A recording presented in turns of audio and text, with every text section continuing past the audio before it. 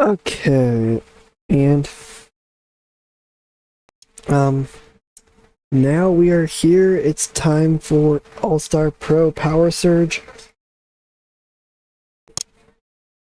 and let's get it.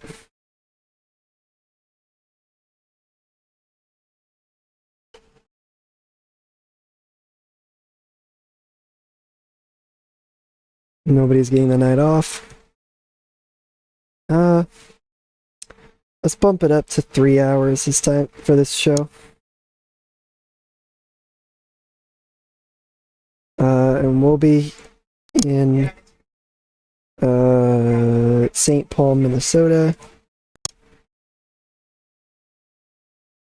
And we will do ASP subscription and commercial and public. Booking team meeting. We have 174 creative energy. So we'll do a character idea. It's a bit of a gamble, so I'm gonna get rid of it. Character idea. Near certainty on anyone. Create a finish. Bit of a gamble, so I'm not gonna keep it. Character idea. A safe bet on Kate Lilly.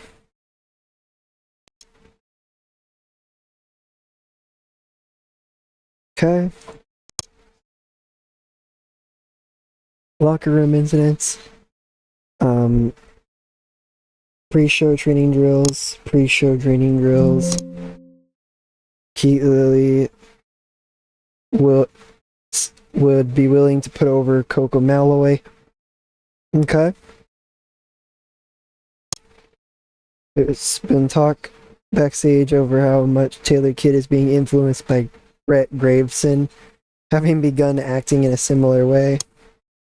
Becca and Power Girl really helped create a fun and relaxed atmosphere backstage after somehow finding a karaoke machine and starting a pre-show competition. Too Hot has a creative finish. Okay. And we'll do some team bonding. Strengthened relationships. Perfect. And yeah, we're getting set now for All-Star Pro Power Surge, and yes, there is an El Inferno Horde angle. It's a summoning ritual. I'm sure you can figure out what that's all about. Or can you? But I shall be back for the rest of the card. Okie dokie. And we are set to go for card. And yeah, let's just get right into it.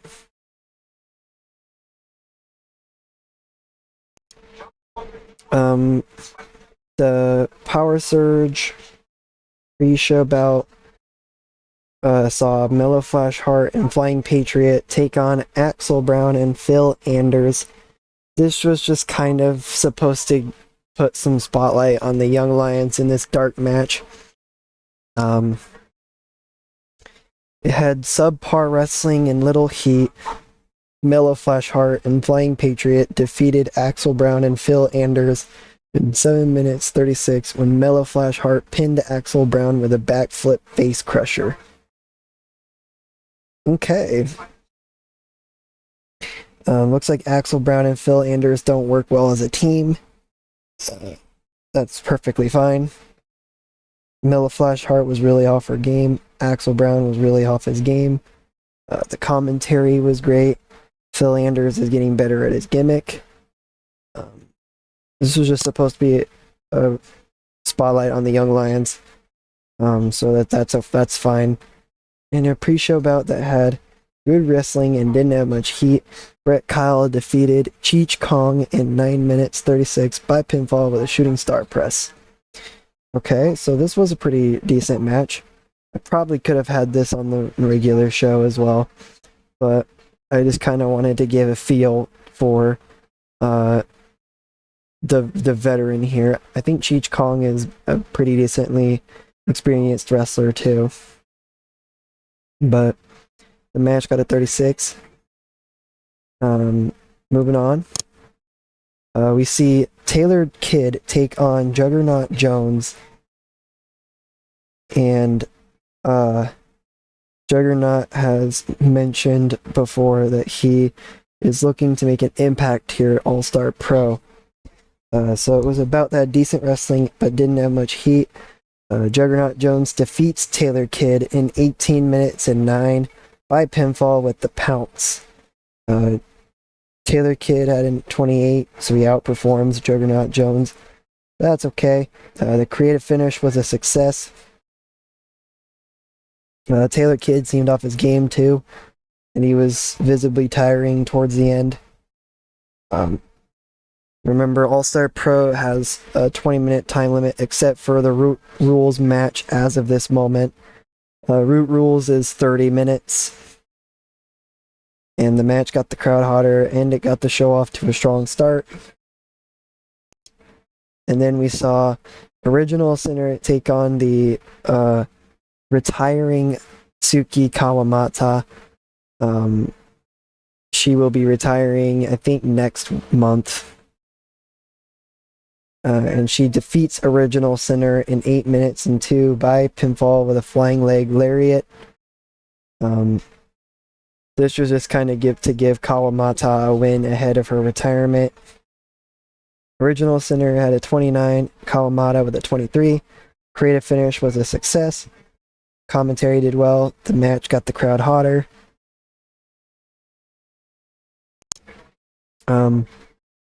Ava Anderson took on Jason Patterson in a bout that had good wrestling and a decent reaction from the crowd. Ava Anderson defeated Jason Patterson in 9 minutes and 56 by pinfall with a thunderous kick.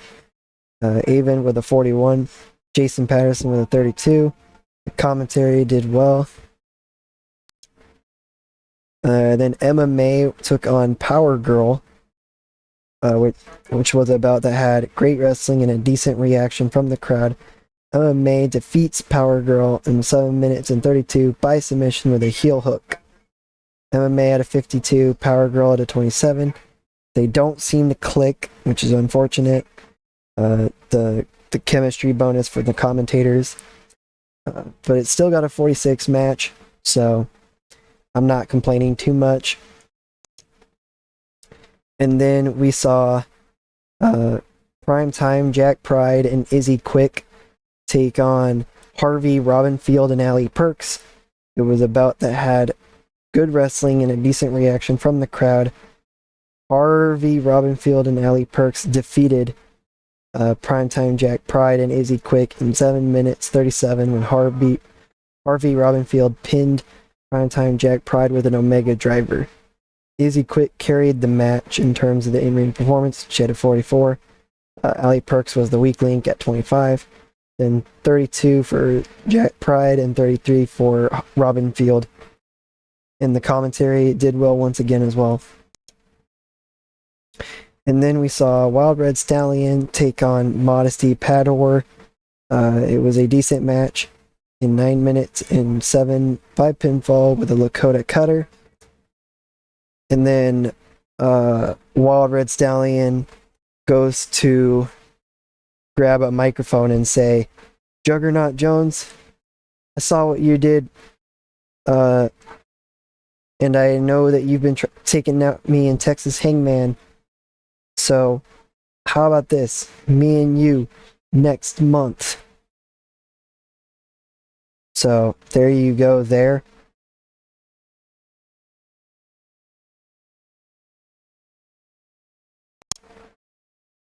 Okay, and then we saw Mosher and Jana Marie Bowen take on Millie the Minx in Jules Night. And about that had good wrestling and a decent reaction from the crowd. Mosher and Jana Marie Bowen defeated Millie the Minx in Jules Night in 8 minutes and 1 when Mosher pinned Jules Night with a headbanger. So yeah, 34-31. 45 for Jules Knight and 37. Commentary boost. And we saw a trios match. Joe Gilbert, Kate Lilly, and Duplicate are all huddling before their trios match.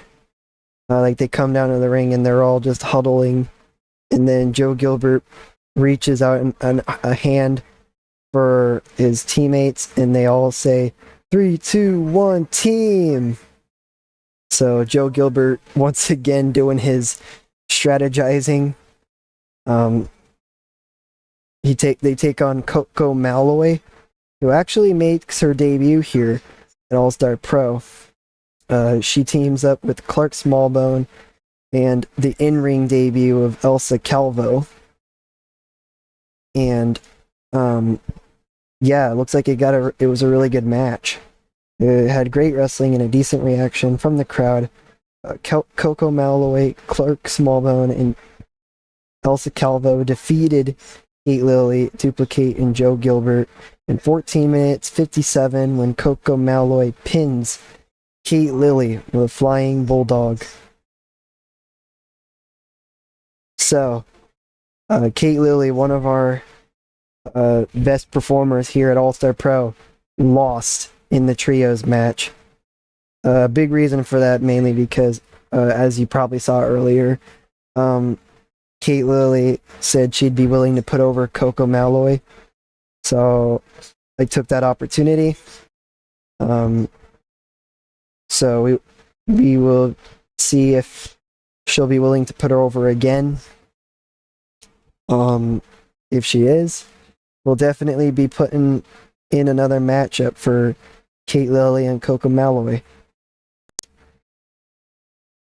And then we saw the El Inferno Horde. They're backstage, and you see flames everywhere. And then Purple Viper and Queen Amazon, they like glitch into the screen, and Queen Amazon starts chanting some very weird chants. She's like going, power, glory, let the flame take over. This is the story that I will achieve. These people, they see and they believe that I and Purple Viper are the ones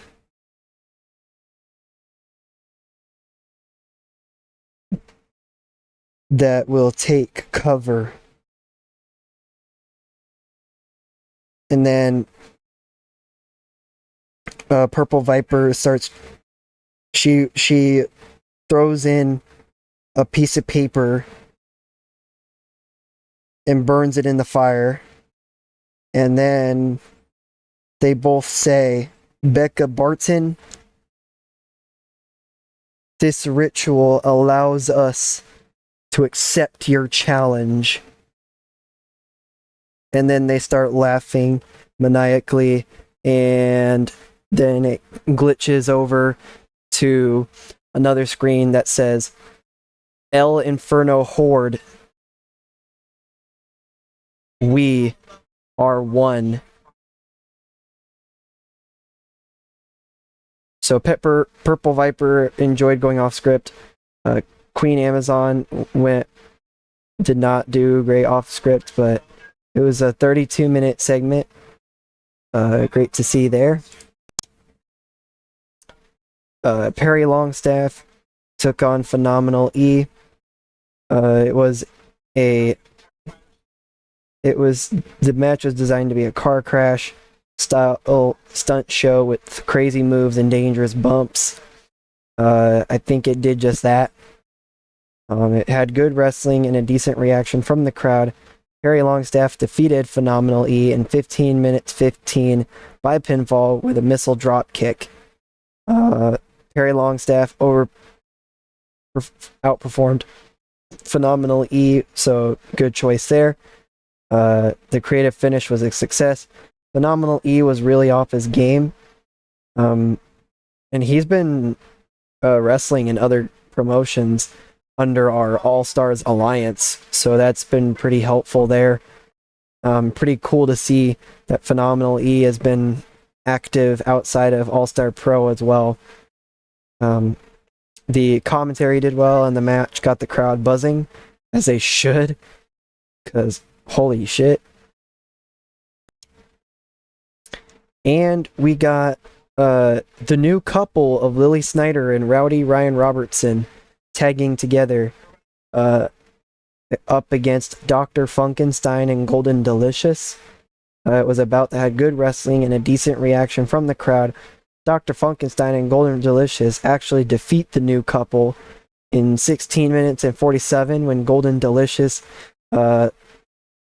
makes Rowdy Ryan Robertson tap out.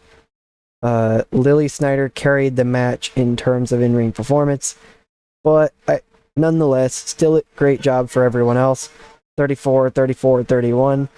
Commentary gives the match a boost. And now it's time for our main event. And holy shit, was it a main event. It was about that had superb wrestling and good heat. Too Hot and the Masked Grappler defeated Houston Hanley and Rain Man in 12 minutes and 22 when Too Hot pins Houston Hanley with a heat-seeking missile. These two both, though, they do have some trouble working together.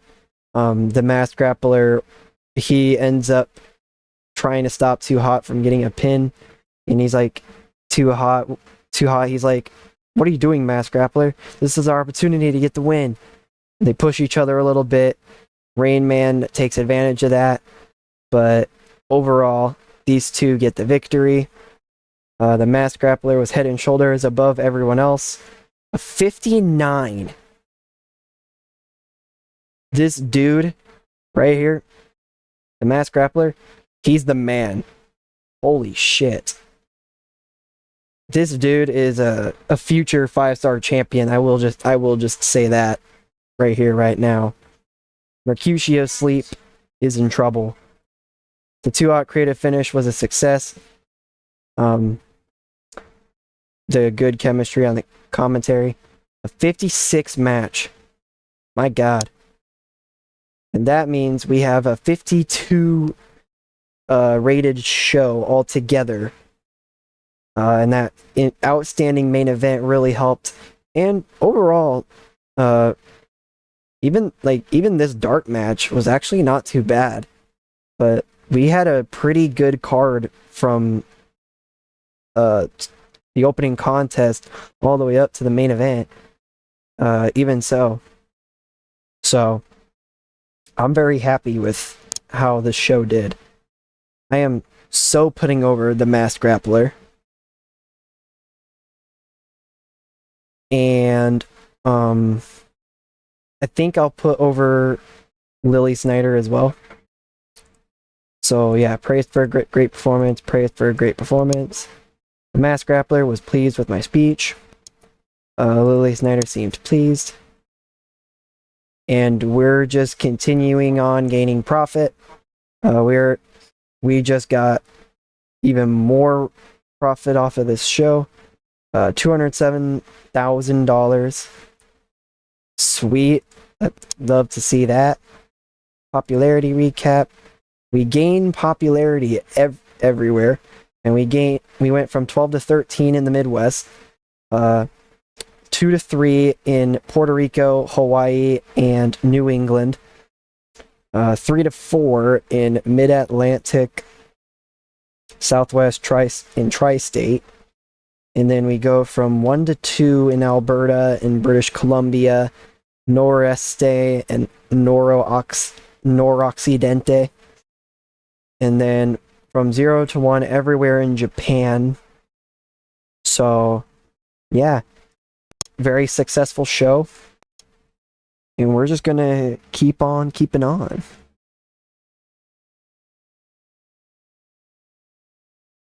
So yeah, I'm pretty excited for that. Um, and um, again, as long as we continue to increase popularity, we are set. And let's take a look at the viewership. Power Surge got 13,897 viewers watching live, with 374,749 viewers overall. So that's pretty awesome to see. Let's see, what does the headline say? The feedback has been extremely positive. It was apparently a great show for them. We had 112 fans. Let's take a look at our events. Power Surge is ranked number 4. It's tied with Frenzy number 8, actually, in our best shows in the save. Let's see. The main event is now ranked number 5, tied with Rowdy Ryan Robertson and myself. So this is the first match in the top 100 matches where I'm not in it. And for good reason, because that was an incredible main event. And Power Surge actually had less people in attendance than in Universal Struggle, but that's okay, because I think we did very well nonetheless. TV ratings did well for Universal Struggle as well. And Power Surge did not have a whole lot of TV ratings, but that's okay. We had lots of viewership, so I take that as a plus. And yeah, we just get set now for Wild and Wicked. And I shall defend we shall have Mercutio Sleep defend the 5-star championship. I'm actually going to throw out an event real quick here. Let's add a new event. We're just gonna do a lesser show. We'll just have it ASP, all that's left.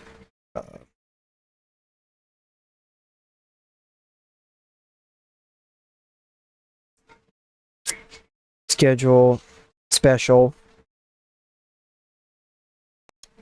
We're May 27th, so we'll do May 31st.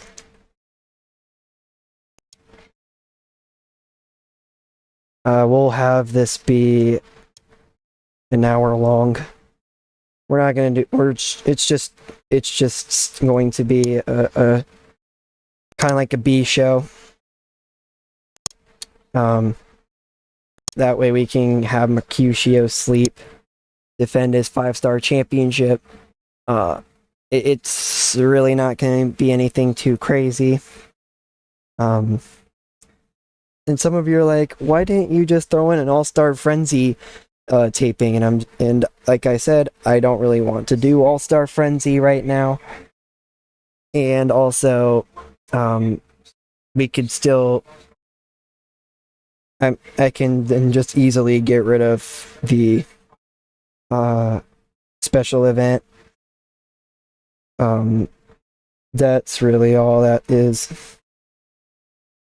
And again, I just really want Mercutio Sleep to defend his All-Star Pro 5-star championship.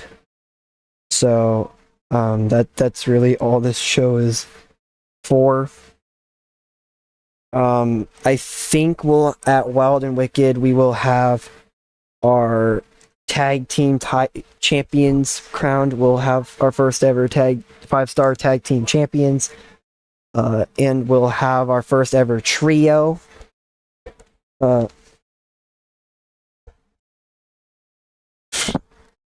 If you don't remember, that stands for The Rest is Obsolete, and it is a trios title.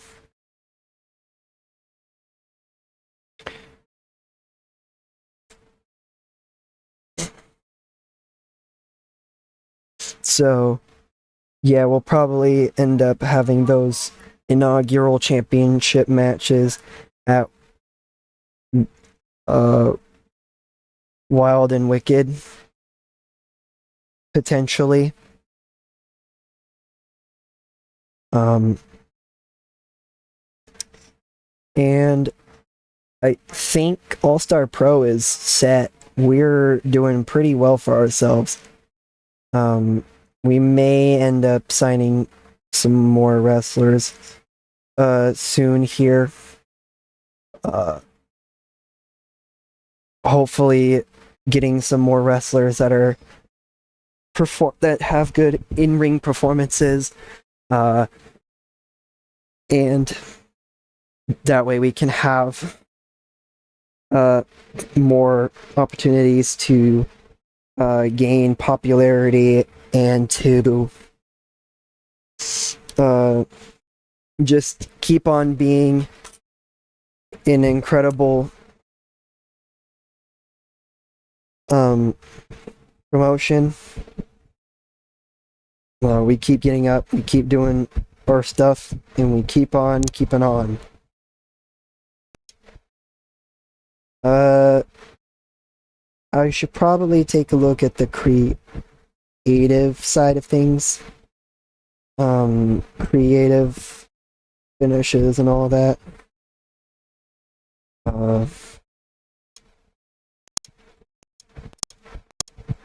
We don't have anything going on here.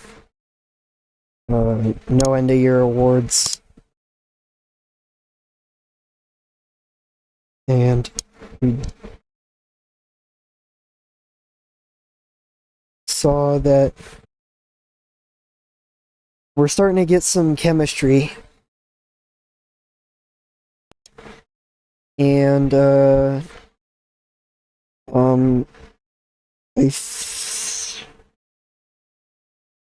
I don't see the creative finishes or anything like that.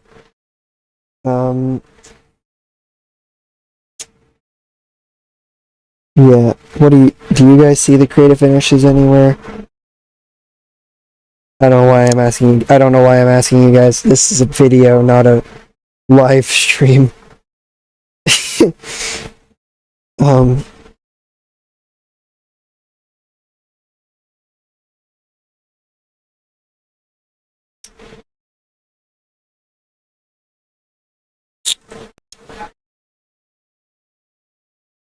Yeah, I don't see the creative finishes or anything like that.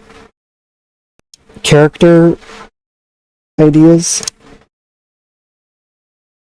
We're good on the character ideas. Let's go to Kate Lilly. Didn't I just give her a character idea recently? Yes, I did.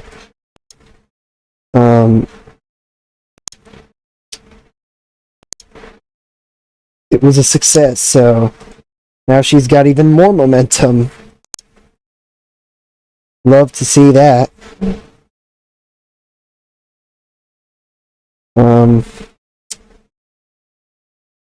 Yeah. See, I'm gonna try and talk to Joe Gilbert. Try and get him in better shape. He's not interested. That sucks.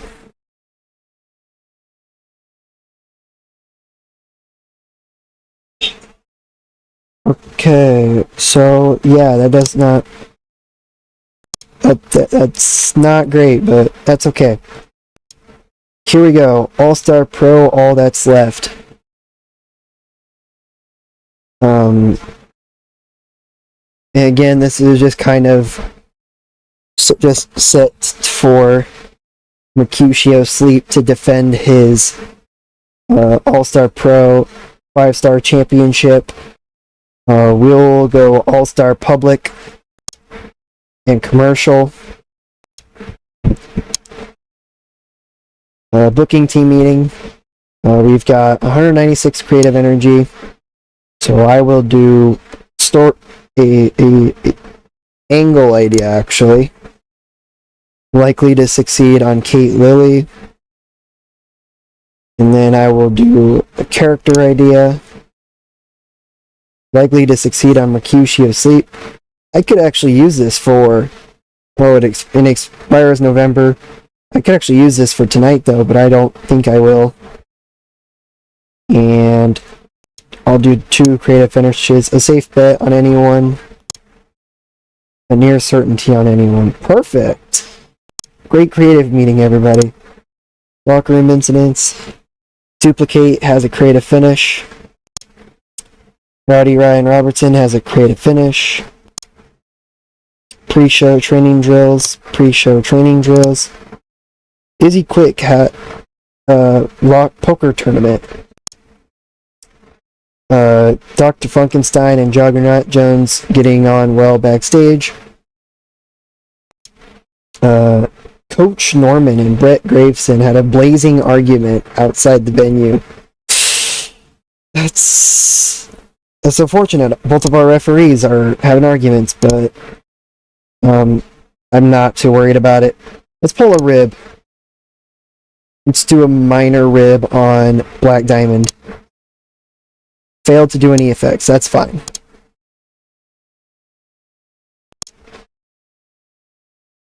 And yeah, let's get set for our All That's Left show. Alright. So this is our show. Root Rules Mystery. Basically that means that we will not know who the wrestlers wrestling each other are in this Root Rules match. All we know is that a Root Rules match will be happening. El Inferno Horde will be in action. We've got a 10-man tag at 5v5. Rowdy Ryan Robertson has an open challenge. And Mercutio Sleep will defend his All-Star Pro 5-Star Championship up against Ricky Turner. Let's get going. Let's do it. And it is Ali Perks taking on Modesty Pador with a Root Rules match. It gets 84 people. It's more than I thought, I'm gonna be honest. They've got great chemistry, that's great to see. Ali Perks drew with Modesty Pador in 21 minutes and 7 following a double countout. The bout dragged in the middle with the lack of flow being noticeable. That's unfortunate. The commentary did well. The Root Rules Mystery got the show off to a strong start. Yeah. Just pretty simple matchup. Then we saw El Inferno Horde in action up against Power Girl and Jana Marie Bowen. Had good wrestling and a decent reaction from the crowd. El Inferno Horde ahead of their match with Becca Barton. They defeated Power Girl and Jana Marie Bowen in 8 minutes and 6. The Purple Viper pinned Power Girl with a Viper Bite. And then both of these two also maniacally start laughing. And they set a Becca Barton shirt. Purple Viper takes away a Becca Barton shirt from a fan, and then sets it on fire, basically. And they say, "Our next sacrifice is here. I hope you're satisfied." Again, who are they talking to? Beats me, but color commentary did well. Match got the crowd hotter. Queen Amazon was really off her game, but it didn't seem to matter too much. And then we got a huge 10-man tag team match in a bout that had decent wrestling but didn't have much heat. Flying Patriot, Duplicate, Cheech Kong, and Brett Kyle and Blue Dragon defeats Taylor Kidd, Pepper Pelton, Mela Flashheart, Mel Torment, and Jay Silver in 13 minutes and 29 when Brett Kyle pins Mela Flashheart with a shooting star press. Mel Torment was really off her game. Jay Silver was really off his game. Commentary did well.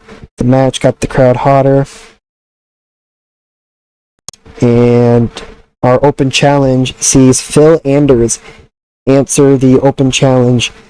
Rowdy Ryan Robertson defeats Phil Anders in 8 minutes and won by pinfall with a lariat clothesline. Ryan Robertson gets a 32. Phil Anders with a 15. The creative finish was a success, which is great because it was a bit of a gamble. Phil Anders was really off his game, and commentary did well. Now it's time for our main event. Kyushi Asleep defends his All-Star Pro 5-star title up against Ricky Turner. And about that, great wrestling and a decent reaction from the crowd. Where Kyushi Asleep defeats Ricky Turner in 12 minutes and 17 by pinfall with a go-to sleep. The match was designed to tell a specific story, and I think it did just that. Where Kyushi Asleep makes his first ever defense of the All-Star Pro 5-star title. So, this was a clean win too. There was no distractions or any of that. It was a clean win. A clean bout between both of these two. Perfect. And the show got a 41, and we're increasing popularity nonetheless, even though it was a throwaway show, basically. We do lose some money, but not too much, so that's completely fine. And we gain popularity pretty much everywhere except for Puerto Rico and Hawaii. But we went from 13 to 14 in the Midwest, 6 to 7 in the Great Lakes, Mid-South, and Northwest. We went from 4 to 5 in Southeast, and everywhere else, except for Puerto Rico and Hawaii, did increase, but not enough for it to visibly change. And we will do one more show, and then we will call it a night for this episode. But yeah, we're putting on some really good matchups. We're doing some great stuff. I think the storylines are doing well too. I've really enjoyed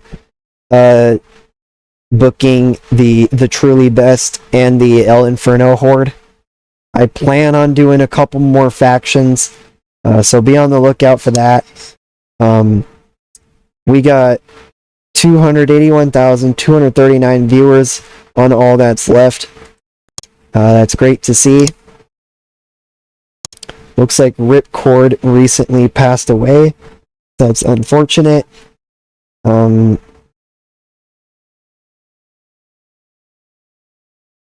So, rest in peace to Ripcord.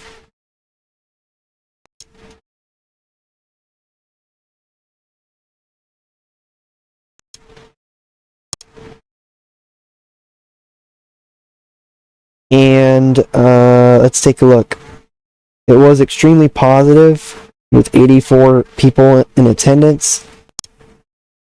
And yeah, we will go back here.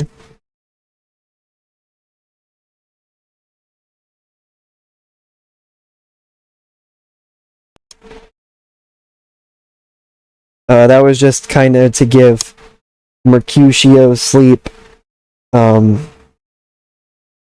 a win. That's kind of really all that was. Duplicates creative finishes expiring soon. I plan on moving Wild and Wicked anyways. Let's see. Let's go to Sunday, June 19th.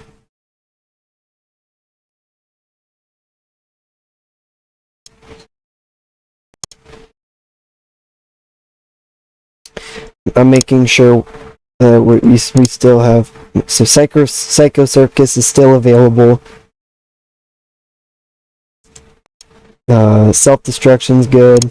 Times of Trouble, Epidemic of Hate, Betrayal, and Fallout. Okay, we're good for the rest of the year, as of right now, anyway.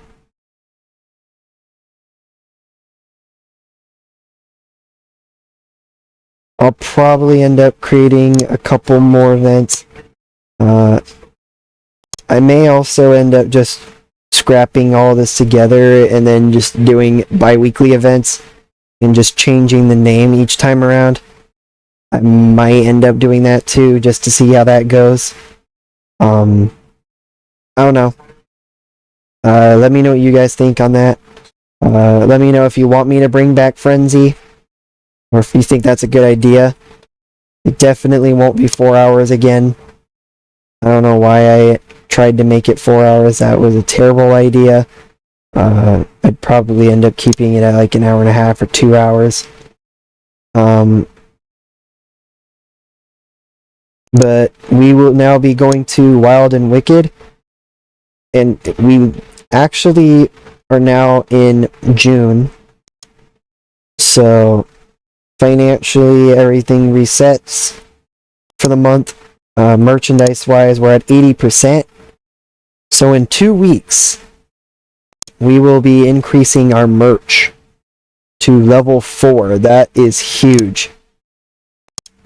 That is huge.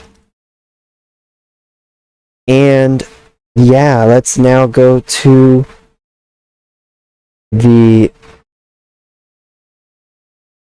that. I might end up upgrading the live event experience. Perfect.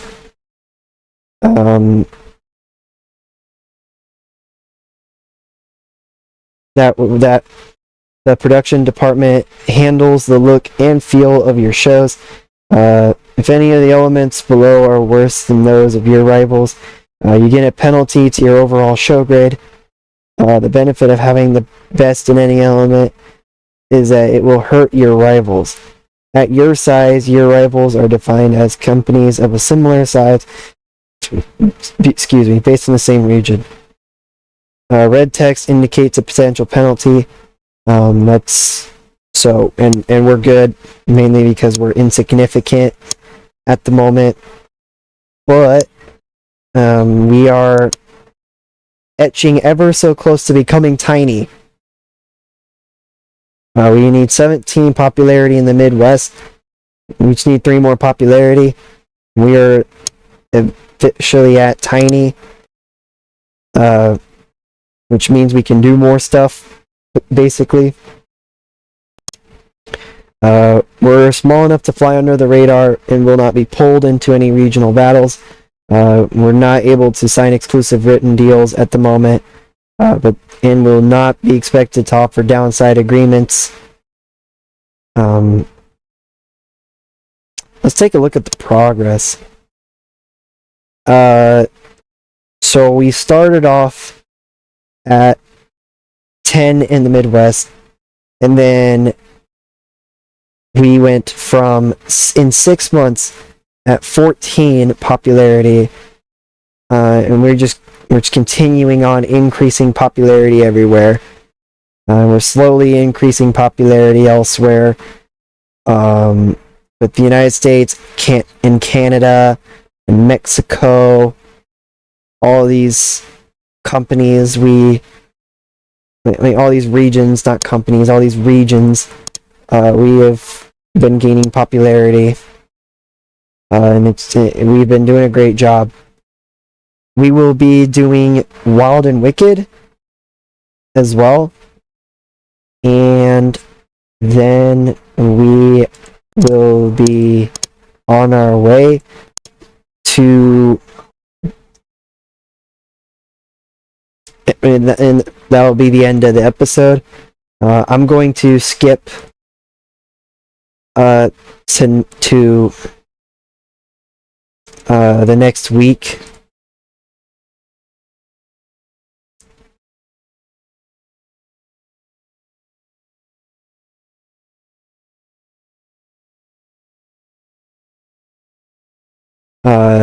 Just to show you the merchandise, because that's a huge deal. I'll be right back. Let's get it. Alrighty, and we're back. And we are getting set for All-Star Pro Wild and Wicked. And yeah, I'm pretty excited because I have some big news to share with you all. We are officially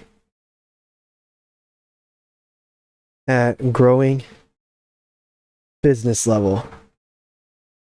That is humongous. We are now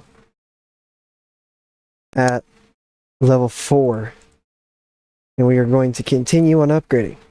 But at this level, your merchandise operation has some part-time staff and is being run as a legitimate money-making part of the company. You can start to monetize your old events by selling them on DVD and video on demand. The company does not make worker-specific merchandise. Instead, workers are allowed to bring their own merch and sell it during intermission. At live shows, you can expect to make an average of around $2.5 per fan in attendance, and you can expect to make $5 per popularity point per region each month from the mail order outside of the business. From the mail order side of the business, sorry. Running this level of merchandising costs you about $750 a month. So, we are going to continue on upgrading. Upgrading in this fashion would take about, I think, 2 years. So, we're just going to keep on going. We're going to keep on upgrading the merch. I think level 5 is when we get worker specific merch, which that will be huge.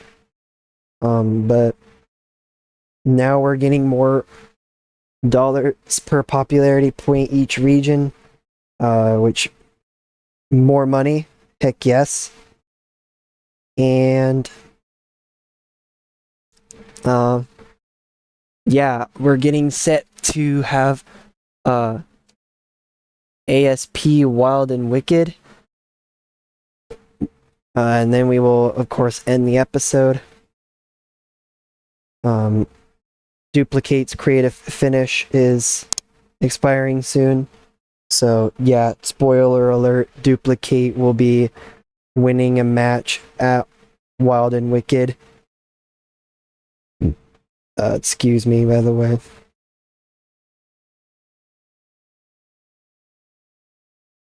Never mind, it's very risky. Maybe I'll still. I forgot that Mercutio Sleep has a character idea too.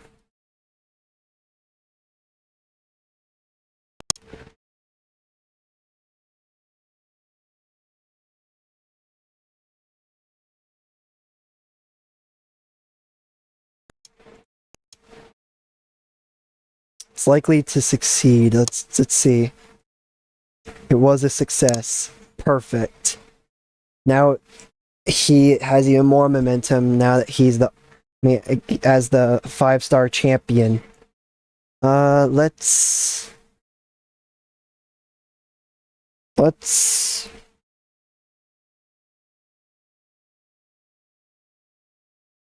give Oh, Dr. Funkenstein's apparently a star now.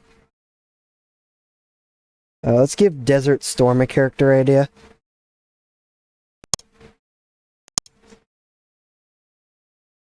We'll give him a safe bet. It was a failure. That's unfortunate. Fuck. That's unfortunate. Let's give him a bonus. Hopefully that boosts his morale. Alright, we're good now. Whew. I really don't want to have somebody in my inner circle upset. Let's see, can we do any more locker room leaders? Ill-suited candidates. Mm.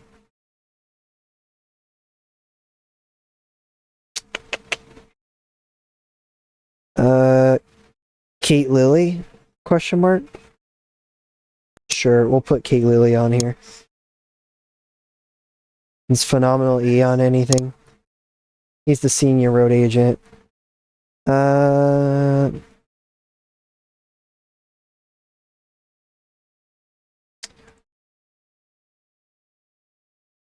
McFly, I guess.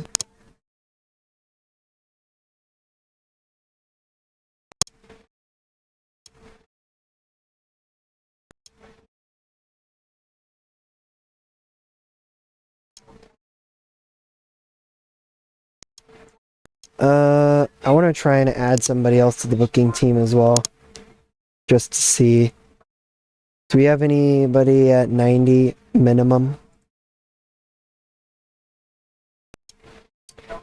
The Masked Grappler. 85. Still the Masked Grappler only. 80?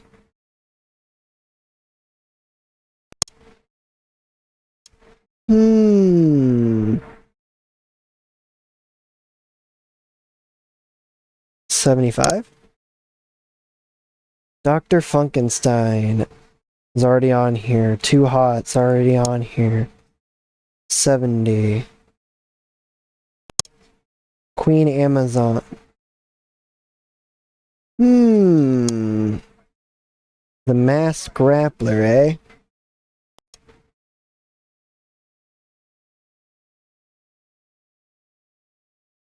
Okay. Let's see how the Masked Grappler does as a part of the creative team. 91 booking skill. That's going to give us a lot of creative energy. Let's just hope he doesn't have any bad chemistry with anyone. But we will be set to go to Wild and Wicked. We shall be back. Okay, and we are back. And it's time for All-Star Pro Wild Wicked and Wicked. And yeah, let's get moving forward. We have already gone 4% in merchandise. So we should be good to go. Also, I did the math. It would be less than 2 years each week. It would be like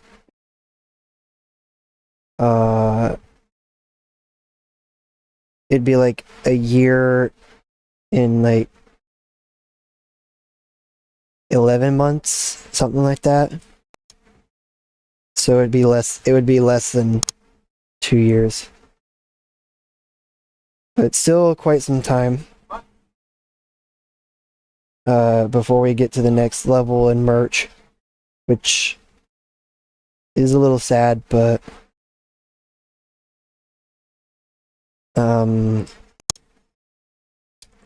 yeah.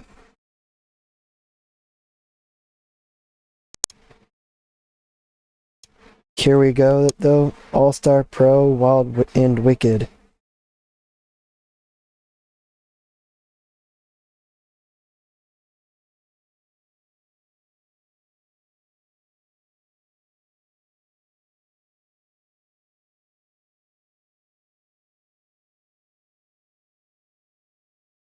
and nobody's getting the night off.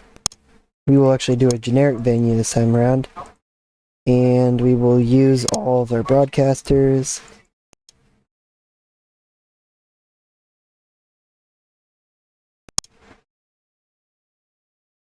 And booking team meeting.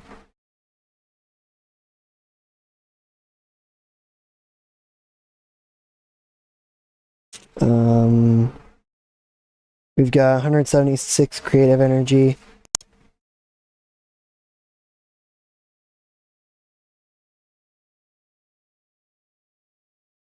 Let's do a character idea. A big gamble. Only Mercutio sleep, so I'm not going to do it. Big gamble on anyone, I'm not going to do it. Bit of a gamble on Queen Amazon. And then we'll do a creative finish, I guess. So a bit of a gamble once again. So I'm not going to do that.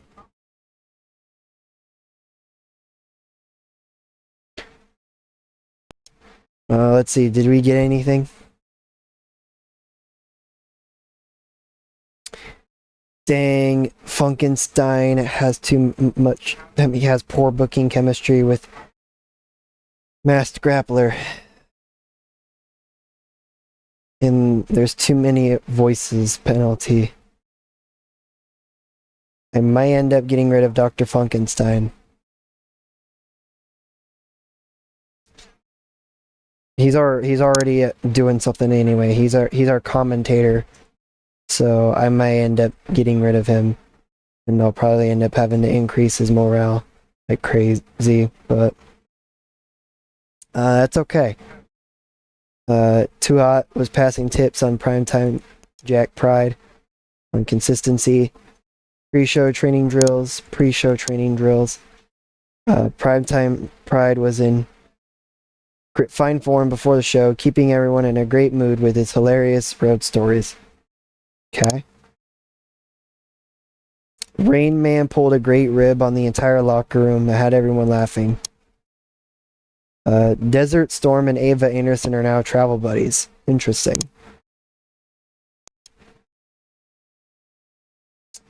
I'm gonna meddle. Let's go. Let's try Axel Brown and. Let's see, can we try and get Axel Brown to do anything?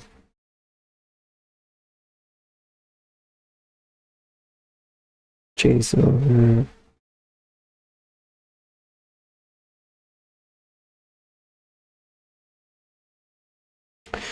Do.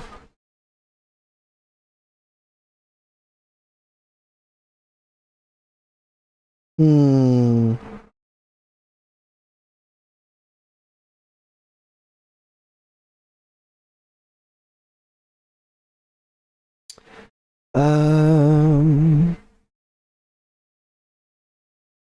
I don't see anything that we could do.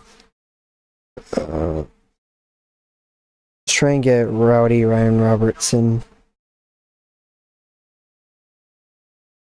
Maybe we could do something with his, maybe we could do something with his girlfriend. Lily Snyder.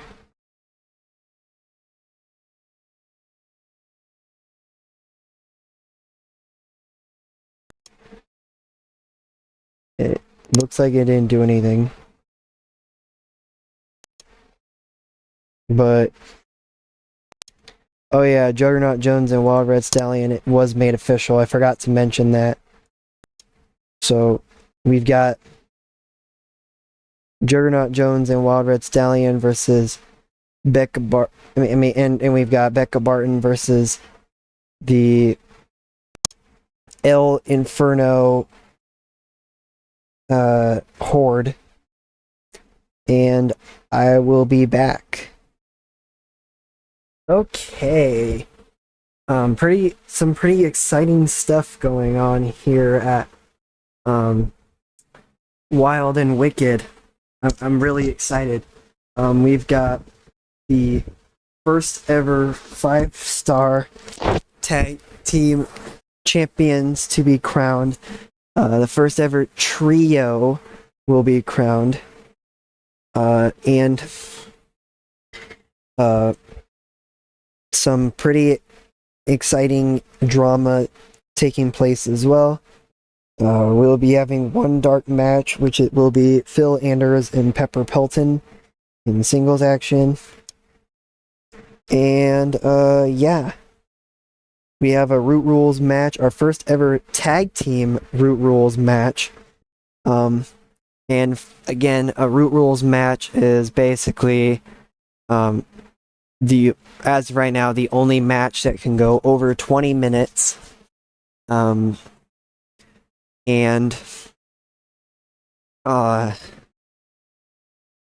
the match itself, there isn't very. I mean, it's basically just like on the mat wrestling where you do like grappling and submission holds. It and very much like mostly technical style of things. Which it's mainly for like technical masterclass matches. That's mainly what it's for. But let's now get set with that in mind. And yeah, time to start the show. Our only dark match gets a 25 rating with decent wrestling and little heat. Pepper Pelton defeats Phil Anders in 9 minutes and 37 with a fisherman suplex. Nothing too crazy here, just kind of put a match here. Commentary does well once again. We've got our triple threat for the opening contest that had decent wrestling but didn't have much heat. Duplicate defeats Mellow Flashheart and Flying Patriot in 12 minutes and 47. Duplicate pins Mellow Flashheart with a cracked mirror. The match was designed to be chaotic and full of action in order to get the crowd going. And it sure did. Duplicate has a strong connection with the young female demographic who really liked her winning. The chaos of the match helped hide how badly Mellow Flashheart was performing. The commentary did well. Mellow Flashheart was off her game. Big boosts here. And then we have a new faction. Joe Gilbert walks in and is like, he starts huddling up. The Taylors already all come out ready for their bout, and then Joe Gilbert announces that he has created a new team, making reference to hockey, and that these guys will be his new teammates, and that he is the locker room leader for us. We are next gen. So Danielle Sweetheart, Golden Delicious walk up with Joe Gilbert, and yeah, new faction. This was set to kind of give Joe Gilbert something to do with his huddling gimmick, huddling up and having everyone just side with him. And now he's got 2 people on his team. Great to see there. And this was for a trio, and it had great wrestling and decent reaction from the crowd. Next Gen defeats the Taylors in 10 minutes and 29 when Joe Gilbert pinned Taylor Norton with a face-off. Next Gen win the trio. titles. Great stuff all around. Match got a 45. And on to the next thing. This was the Root Rules match. It was a bout with decent wrestling and didn't have much heat. Mel Torment and Ricky Turner defeats Blue Dragon and Cheech Kong in 21 minutes and 38 when Ricky Turner makes Blue Dragon submit with a figure 4 leg lock.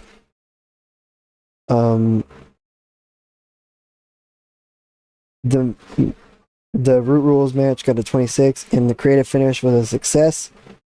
Looks like Mel Torment and Ricky Turner showed excellent chemistry teaming together.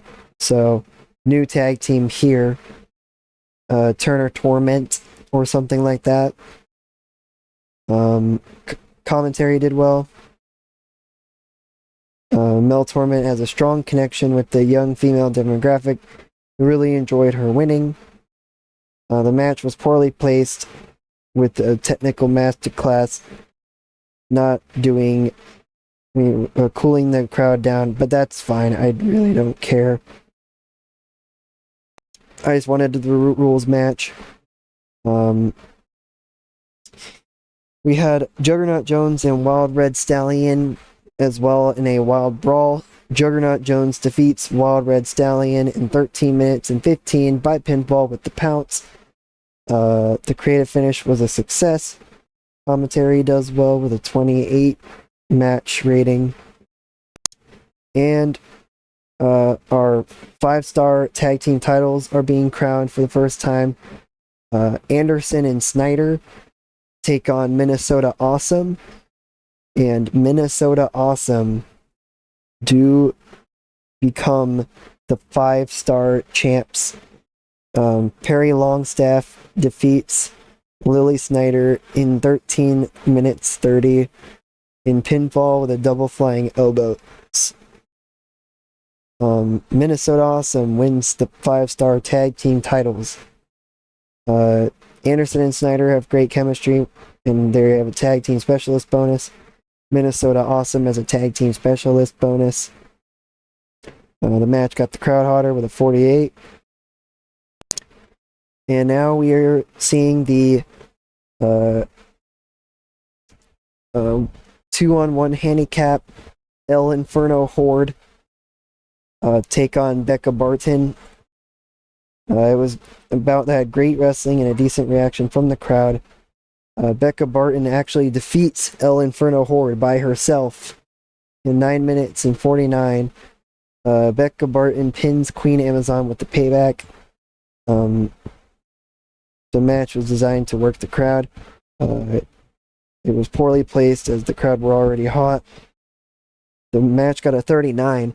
A huge win there for Becca Barton, especially with the momentum that El Inferno Horde have been creating as a very creepy cult-like fashion. Commentary did well. And then El Inferno Horde, they beat up Becca Barton following the loss. And Becca Barton's just she's just getting herself beat up really badly. And then Queen Amazon walks out to the back. She grabs a mat. She grabs a match and starts getting ready to set Becca Barton on fire until Allie tries to save the day for Becca Barton, and she does. Becca Barton does not get set on fire. And then she helps up Becca Barton, but then something happens. The lights go out, and then we hear a strange voice that says, "The Horde has risen." And then we see a masked figure, once the lights go out, on a masked figure surrounding, and El Inferno Horde surrounding Becca Barton and Allie. And they all three beat down on Becca Barton and Allie.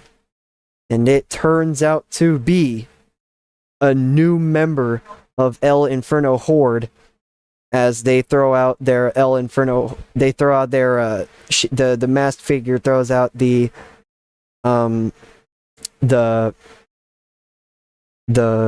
hand gesture for El Inferno Horde, which would, in this case, we'll just say it's 2 fingers up, and then on the left hand, and then 2 fingers down on the right hand. And then the figure reveals herself to be Elsa Calvo. And the crowd goes nuts. We thought Elsa Calvo was just another wrestler joining All Star Pro, but no, she is a part of El Inferno Horde. This has gotten insane. Allie Perks and Becca Barton are now at a disadvantage once again. The numbers game for El Inferno Horde once again. And they all throw out the gesture. The lights are out. And Allie Perks and Becca Barton, once the lights go back on, are the only ones in the ring left there. That got a 39. So El Inferno Horde has a new member. And we saw tag team action take place between Primetime Montero and the Rock City Stars. They had great wrestling and a decent reaction from the crowd. The Rock City Stars defeats Primetime Montero in 15 minutes and 12 when Stan Mana pins Primetime Jack Pride with a cover version. There's a lot of arguing going on between these two, and then finally Roger Montero says, "I can't take it anymore, you're too stubborn," and then he attacks Primetime Jack Pride, and he leaves the match, leaving him by himself against the Rock City Stars. This is huge.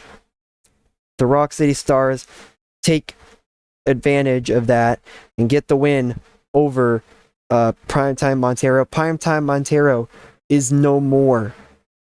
This is huge.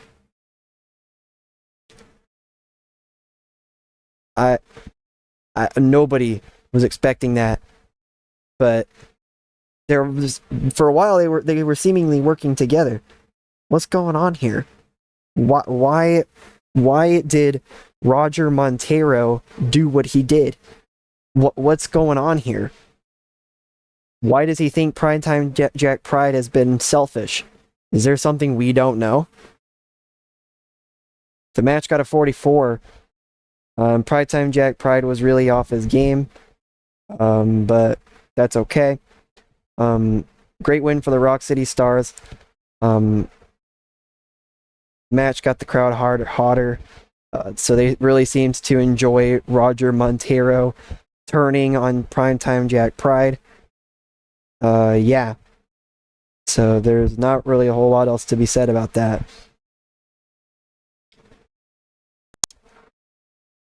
And then we saw in our main event, Masked Grappler take on Texas Hangman in a bout that had superb wrestling and good heat. The Masked Grappler defeated Texas Hangman in 14 minutes and 46 by pinfall with a pile driver. Ellie Mae Walton tries to attack the Masked Grappler, with Mercutio Sleep distracting the referee, but the masked grappler, he ducks down, and Ellie Mae Walton, she hits Texas Hangman instead with Mercutio's 5-star title. And then she starts freaking out and screaming, going like, "Oh no, Texas Hangman, I'm so sorry. I'm so sorry." And then the referee sees the masked grappler pick up Texas Hangman and hit him with a pile driver to get the win. The fact that he was able to lift up that huge man is kind of crazy, but nonetheless, it was a great match. The masked grappler had a 59, and Texas Hangman had a 42, and the creative finish was a success. Where do the truly best lie now after what just happened between Texas Hangman and Ellie Mae Walton? Only time will tell. But the show got a 54. Holy shit. We're developing a roster, my guy. We are throwing out some really good matches. And the masked grappler is definitely one of our best right now. And he's looking to challenge Mercutio Sleep for the 5-star championship at some point in the future. He's gonna want that 5-star title match. You already know. But the show increased our popularity pretty much everywhere, I believe. We will put over Texas Hangman. We will put over. I think we'll put over. We'll put over Primetime Jack Pride as well. Told they're awesome. Praised for a great performance. Texas Hangman seemed pleased. Primetime Jack Pride was happy with your speech. And we did gain profit. Great to see.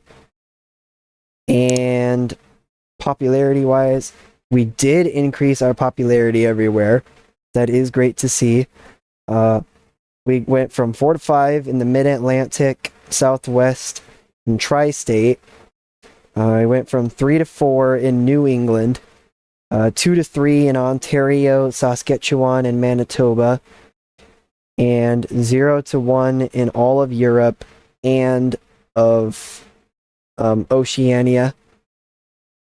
And yeah, no increase in the Midwest. Well, no visible increase in the Midwest. We did increase in the Midwest. And we got 120 fans in attendance. I don't know if you saw that. That's not our highest attendance, but it's up there. It's still one of our highest attendances in the Midwest. So, yeah, that was the show.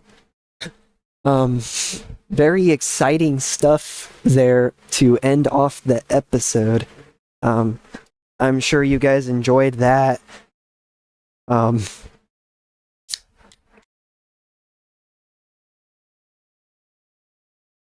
I'd say that was a very successful show, especially with our main event, the masked grappler being the man, as has been the case the past few shows that we've done. We were going to take a look at the pay-per-view buy rate. There was none. That was to be expected. Wild and Wicked had 11,049 viewers on the TV rating, with 454,359 viewers altogether. That is by far our highest viewership, and the feedback was extremely positive. All-Star Pro is looking good.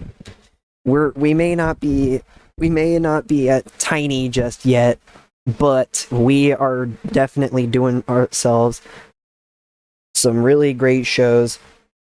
We are going to just continue on producing incredible shows.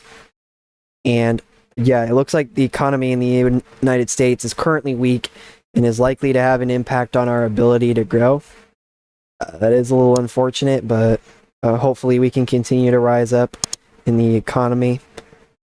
Hopefully. The economy is weak. The wrestling industry is falling too, though. So that's very interesting there. Yeah,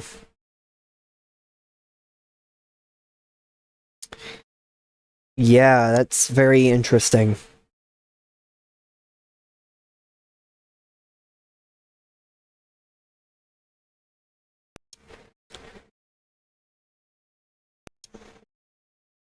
Um,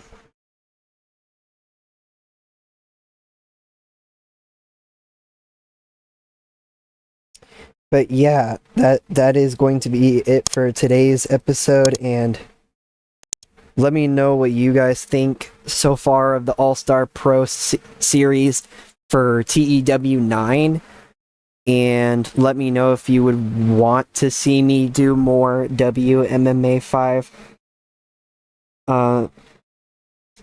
episodes, or if you're cool with just doing TEW 9 until we get to 2024. Just let me know what you guys think. And yeah, I'll catch you all on the flip side.